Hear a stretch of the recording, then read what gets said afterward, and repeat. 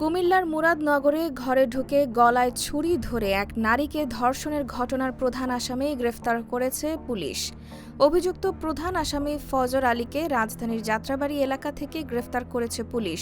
এর আগে video viral করা ৩ জনকে গ্রেফতার করা হয়েছে। শুক্রবার এ ঘটনায় নিজেই বাদী হয়ে মুরাদনগর থানায় অভিযুক্ত ফজর আলীকে আসামি করে একটি ধর্ষণ মামলা করেছিলেন ভুক্তভোগী। গত বৃহস্পতিবার রাতে উপজেলার রামচন্দ্রপুর দক্ষিণ ইউনিয়নের বাহেরচর গ্রামে এই ঘটনা ঘটেছে।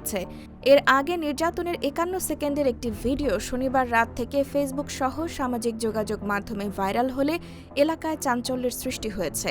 ভাইরাল হওয়া ভিডিওতে দেখা যায় বিবস্ত্র অবস্থায় ১০ থেকে ১২ জন যুবক ওই নারীকে মারধর করছে। এ সময় ওই নারী বাঁচার জন্য চিৎকার করলেও কেউ তাকে রক্ষা করেনি।